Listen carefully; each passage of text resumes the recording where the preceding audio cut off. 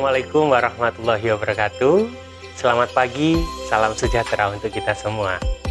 Perkenalkan, saya Hanifatur Rahman, dosen program studi produksi tanaman hortikultura, jurusan produksi pertanian Politeknik Negeri Jember. Perkenankan saya untuk menjelaskan salah satu mata kuliah yang saya ampu, yakni mata kuliah Ilmu Tanah dan Kesuburan. Video ini dibuat dengan tujuan untuk memenuhi salah satu persyaratan sertifikasi dosen tahun 2024, yaitu pernyataan diri dosen dalam unjuk kerja Tridharma Perguruan Tinggi atau PDD UKT-PT, khususnya dalam aspek pengajaran. Saya akan memulai untuk menjelaskan deskripsi dan informasi umum dari mata kuliah Ilmu Tanah dan Kesuburan. Mata kuliah Ilmu Tanah dan Kesuburan merupakan mata kuliah penciri dan merupakan mata kuliah wajib pada semester 1 pada program studi produksi tanaman hortikultura jurusan produksi pertanian Politeknik Negeri Jember. Mata kuliah ini memiliki bobot 3 SKS, yakni 2 SKS kuliah dan 1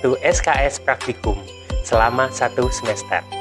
Bahasa pengantar pada mata kuliah ini adalah bahasa Indonesia. Mata kuliah Ilmu Tanah dan Kesuburan bertujuan untuk membekali mahasiswa dengan pengetahuan konsep dan keterampilan dalam mengetahui kondisi tanah serta mengelola kesuburan tanah. Capaian pembelajaran lulusan atau CPL D3 Produksi Tanaman Hortikultura yang dibebankan pada mata kuliah ini adalah mampu melakukan budidaya tanaman hortikultura dengan metode konvensional dan modern sesuai dengan prinsip dan prosedur SOP atau GAP budidaya hortikultura berkelanjutan. Selanjutnya yaitu mampu merencanakan dan melakukan budidaya tanaman hortikultura secara organik sesuai prosedur. Kemudian menguasai konsep teoritis, prinsip-prinsip unsur hara tanaman dan kesuburan. Mengacu pada capaian pembelajaran pada mata kuliah Ilmu Tanah dan Kesuburan, maka materi yang disampaikan kepada mahasiswa yaitu yang pertama ada pengertian komponen dan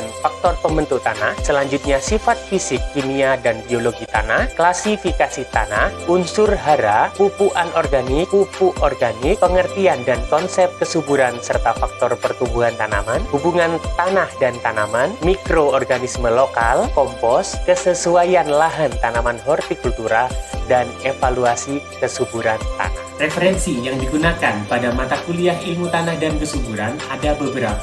Di antaranya yaitu buku Dasar-Dasar Ilmu Tanah, buku Ilmu Tanah, buku The Nature and Properties of Soil, buku pupuk dan pemupukan, serta beberapa sumber pustaka yang dapat dijadikan referensi. Metode pembelajaran pada mata kuliah Ilmu Tanah dan Kesuburan dilaksanakan dengan metode Student Center Learning yang mengutamakan peran dan keaktifan mahasiswa dalam proses pembelajarannya, yaitu pembelajaran kolaboratif, diskusi kelompok, dan studi kasus atau case method.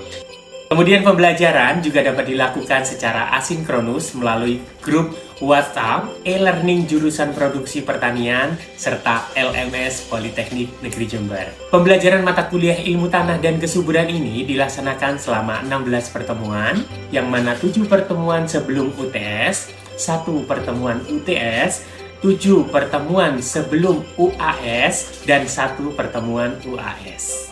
Evaluasi pembelajaran mata kuliah Ilmu Tanah dan Kesuburan didapatkan dari kuis interaktif, penugasan, diskusi kelompok, UTS, UAS, serta praktikum. Bobot penilaian setiap evaluasi hasil pembelajaran adalah sebagai berikut. Kuis interaktif sebanyak 10%, penugasan baik mandiri maupun kelompok sebanyak 10%, diskusi kelompok sebanyak 10%, UTS sebanyak 20%, UAS sebanyak 20%, dan praktikum sebanyak 30%, dengan total bobot nilai 100%. Demikian informasi yang dapat saya sampaikan mengenai mata kuliah Ilmu Tanah dan Kesuburan, program studi produksi tanaman hortikultura jurusan produksi pertanian Politeknik Negeri Jember. Berikut merupakan cuplikan dari proses pembelajaran yang saya laksanakan secara tatap muka di ruang kelas pada materi ke-6, yakni materi pupuk organik. Selamat menyaksikan. Baik, Assalamualaikum warahmatullahi wabarakatuh. Waalaikumsalam warahmatullahi wabarakatuh. Selamat pagi, salam sejahtera untuk kita semua. Baik adik-adik, hari ini kita bertemu dengan saya kembali. Kita ada di materi tentang pupuk organik. Sebelumnya kemarin materi tentang pupuk secara umum sudah disampaikan. Kemudian untuk secara spesifiknya kita akan mempelajari tentang pupuk organik. Baik, sebelum dimulai kami persilahkan Ketua untuk memimpin doa terlebih dahulu. Kami persilahkan. Untuk memulai mata kuliah pada pagi hari ini, marilah kita berdoa menurut agama dan kepercayaan masing-masing. Doa dimulai. Doa selesai. Baik, terima kasih. Selanjutnya mungkin ada yang mau ditanyakan dari materi yang lalu tentang pupuk? Ada yang sudah lupa atau ada yang masih ingat, ada yang masih menjadi pertanyaan, boleh disampaikan di materi kali ini. Pupuk organik merupakan nama kolektif untuk semua jenis bahan organik asal tanaman dan juga hewan yang dapat dirombak menjadi hara tersedia bagi tanaman. Kemudian kenapa disebut pupuk organik? Nah, apa saja Pak yang disebut pupuk organik itu? Nah, dalam Permentan nomor 2 garis miring pertanian garis miring HK 060 garis miring 2 garis miring 2006, ini peraturan dari Permentan ya tentang pupuk organik dan pembenahan tanah, dikemukakan bahwa pupuk organik adalah pupuk yang sebagian besar atau seluruhnya terdiri dari atas bahan organik yang berasal dari tanaman atau hewan yang telah melalui proses rekayasa. Rekayasa ini berarti dalam konsepnya adalah seperti pengomposan. Kemudian ada yang dibiarkan kita beri dengan aktivator agar dia menjadi berubah bentuk, tidak dari bentuk awal. Kemudian dapat berubah bentuk atau dapat berbentuk padat atau cair yang digunakan mensuplai bahan organik untuk memperbaiki sifat fisik, sifat kimia, dan juga sifat biologi tanah. Sudah dipelajari ya, sifat fisik, kimia, dan biologi. Di awal materi itu sudah dipelajari tentang bagaimana bentukan tanah. Dari mana awal tanah itu?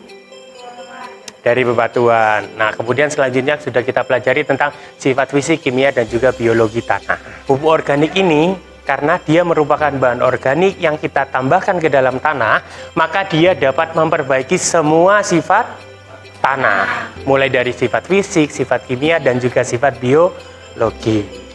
Oke, sampai sini ada yang mau dipertanyakan? Belum. Selanjutnya, nah definisi tersebut dari Permentan tersebut menunjukkan bahwa pupuk organik lebih ditujukan kepada kandungan C organik. Karena kalau tidak dari senyawa organik, dia tidak akan memiliki bahan C organik. Kemudian bahan organik daripada kadar haranya.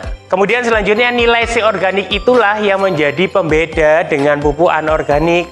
Kenapa kok beda? Karena pada pupuk anorganik atau pupuk kimia, dia tidak ditemukan C organik karena dia tidak punya senyawa organik. Kemudian pada pupuk organik, bila C organik rendah dan tidak masuk dalam ketentuan pupuk organik, maka diklasifikasikan sebagai pembenah tanah organik. Jadi kalau C organiknya tidak sampai pada standarnya, ada SNI-nya kalau C organik itu. Jika dia tidak sampai C organiknya sesuai standar atau dikatakan rendah, itu ada beberapa bahan yang tidak dapat menghasilkan C organik tinggi. Nah, itu kita sebut sebagai pembenah tanah. Kita dapat masukkan ke dalam tanah, nah dia dapat memperbaiki apa?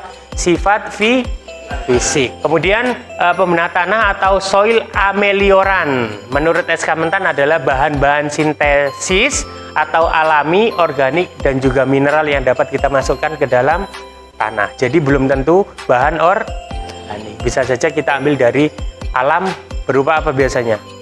Mineral. Contohnya kapur, atau kalau dalam pertanian disebutnya dolomit. Sumber bahan organik dapat berupa kompos, pupuk hijau, pupuk kandang, sisa panen. Kemudian ada limbah ternak, limbah industri yang menggunakan bahan pertanian, dan juga limbah perkotaan. Kompos merupakan produk pembusukan dari limbah tanaman dan hewan hasil perombakan oleh fungi. Fungi itu apa aja? Jamur, kemudian actinomycet, dan juga cacing tanah. Nah, sebelum sumber bahan organik ini bisa dikatakan pupuk organik adalah dilakukan pengomposan, baik secara alami maupun yang kita buat. atau kita rekayasa. Ada beberapa sumber pupuk organik.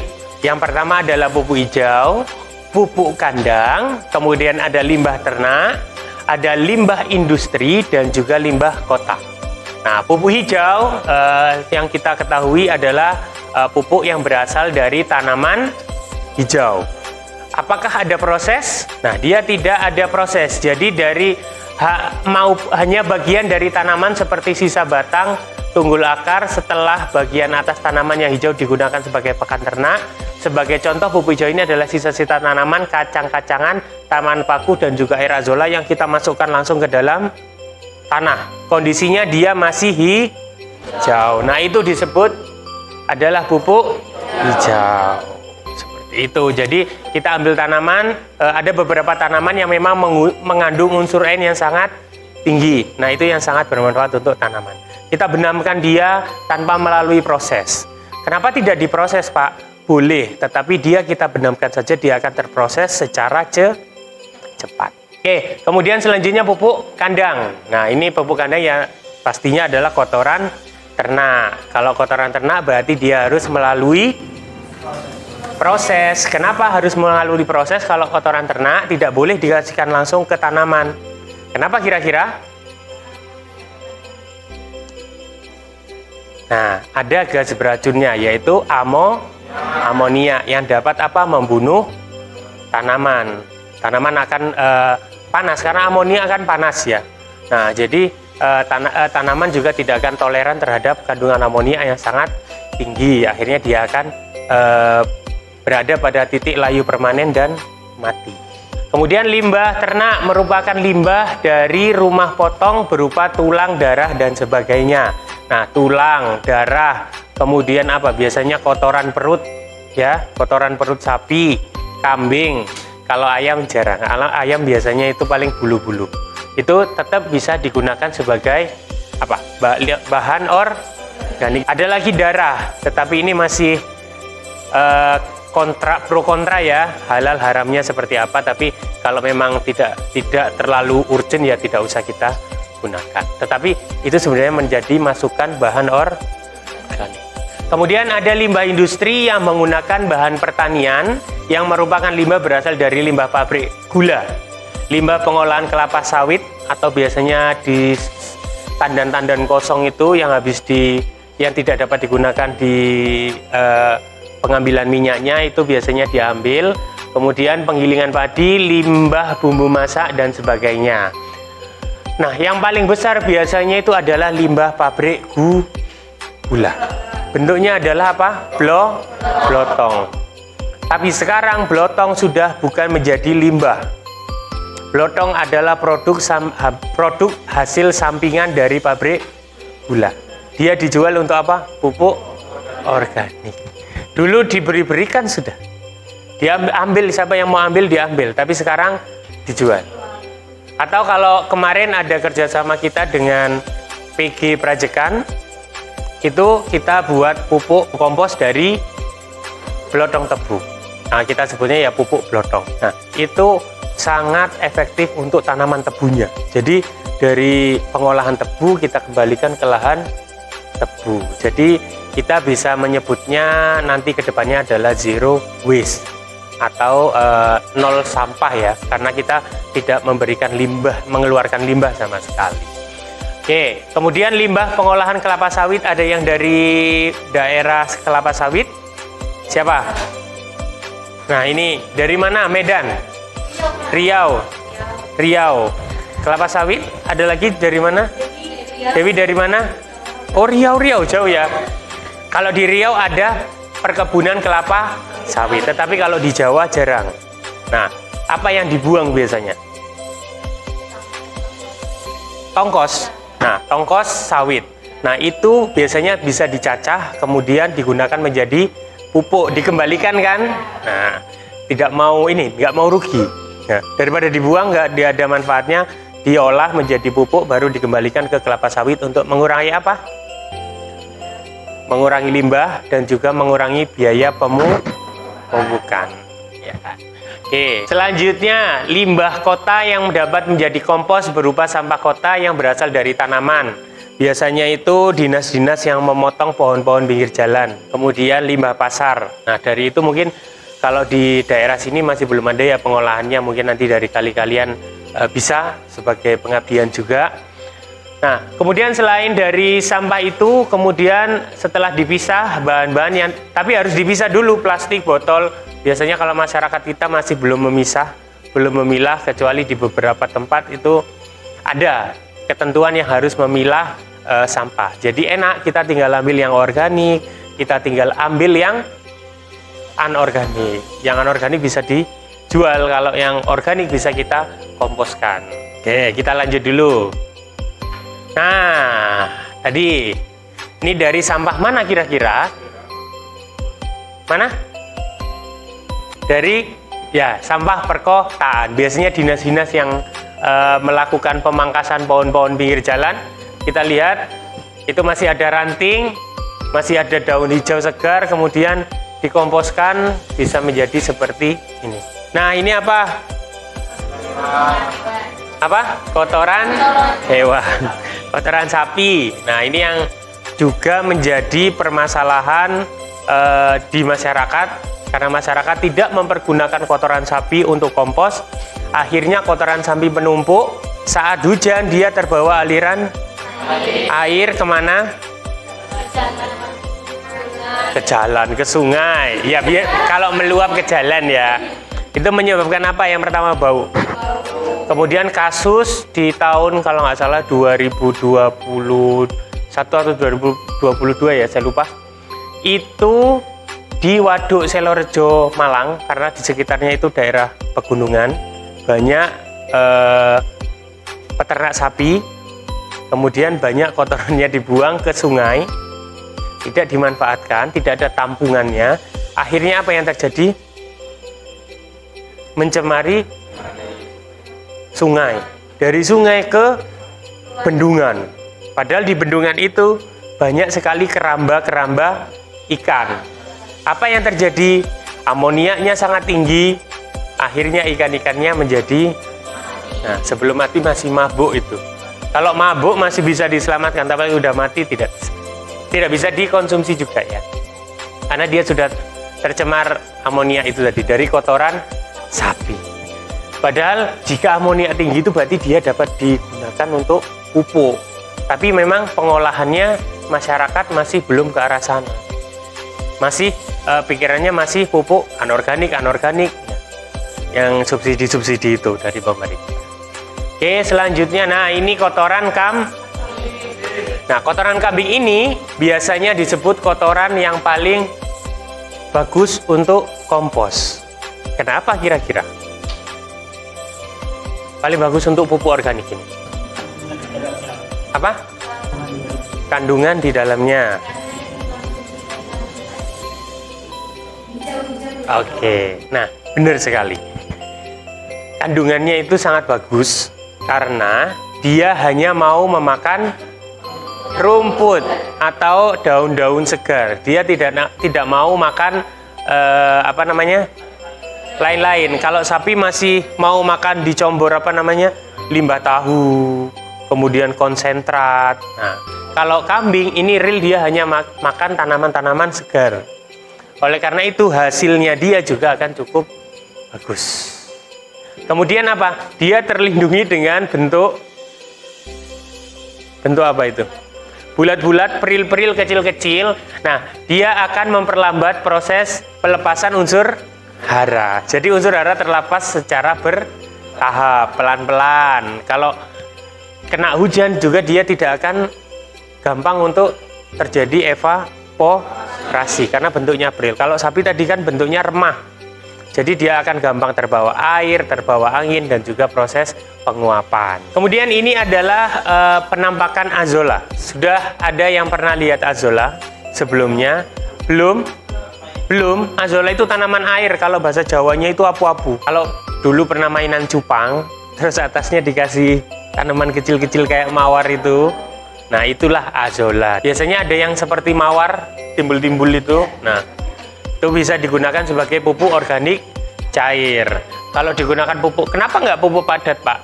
Ini kalau kita keringkan, dia akan menjadi sangat kecil, sedikit. Misal 1 kilo kita paling nanti dapatnya cuman berapa ons gitu aja. Makanya dia lebih baik digunakan sebagai pupuk organik. Ini juga kandungannya cukup bagus. NPK-nya juga cukup bagus di kandungannya pupuk azolla ini. Selanjutnya apa ini? Apa ini? Kelinci. Kira-kira yang digunakan apa? Dagingnya?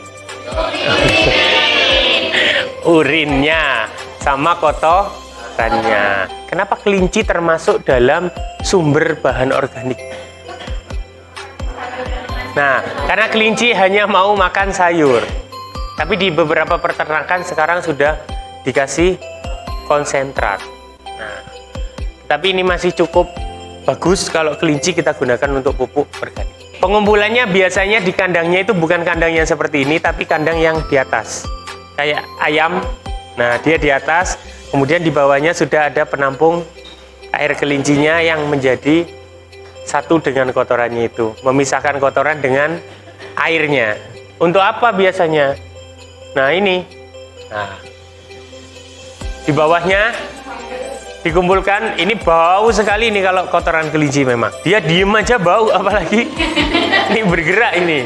Nah, kemudian apa menjadi pupuk organik cair urin kelinci. Ini cukup bagus juga, efektif untuk beberapa tanaman. Tapi kebanyakan untuk tanaman hias ya. Kalau tanaman pertanian, wah habis berapa nih kelinci? Disuruh pipis-pipis terus. Kemudian, nah, ada yang tahu nggak ini kotoran apa? Apa? Apa? Kotoran apa? Kelelawar. Disebutnya apa? Guano. Pinter sudah ya. Oke, ini kalau kalian lihat biasanya ada di beberapa rumah kosong.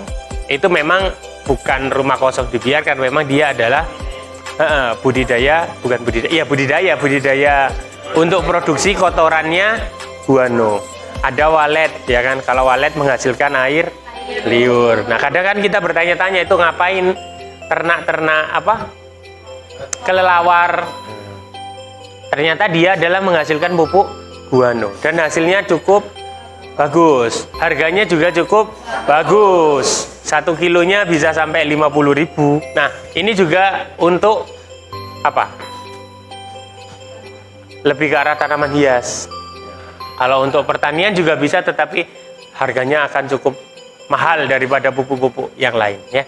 Nah ini kalau yang nggak percaya kok bisa kotoran, nah ada loh yang jual. Fermentasi alami, alam kotoran kelelawar goa. Soil regenerator atau regenerasi tanah mengandung unsur hara cukup besar, cukup banyak, NPK, CaO, Mg, Bs, Mn, Mo, oh banyak sekali.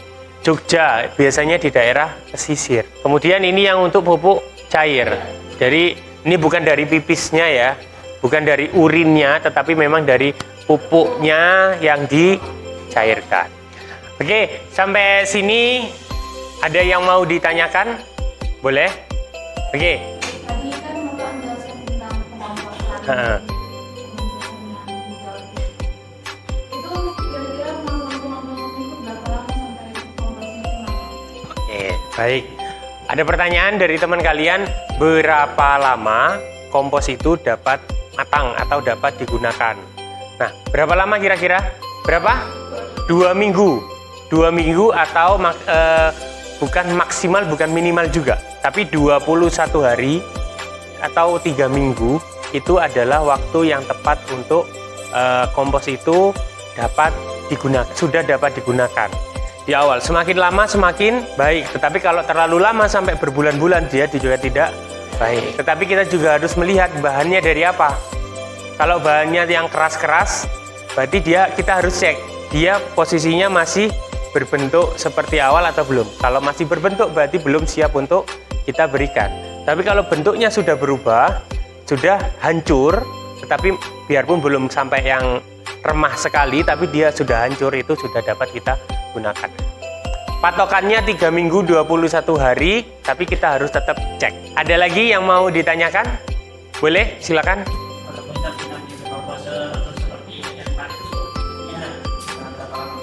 Oke.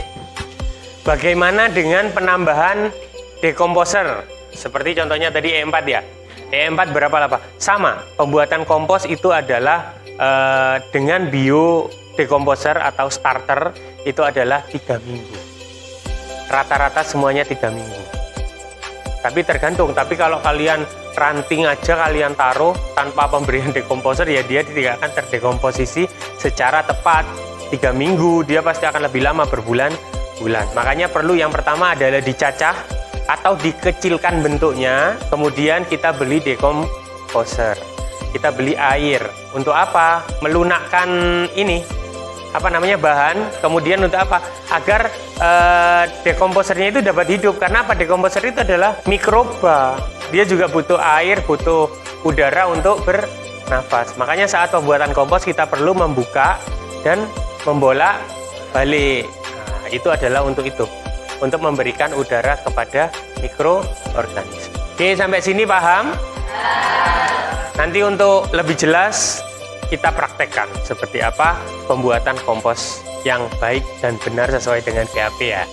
Oke, baik, sebelum memasuki akhir dari perkuliahan ini ada tugas. Tugasnya adalah presentasi, kemudian fungsi dan keunggulan pupuk organik yang kalian pilih, kemudian jenis pupuk organik dan juga cara pembuatan jenis pupuk organik. Ini dilakukan secara kelompok.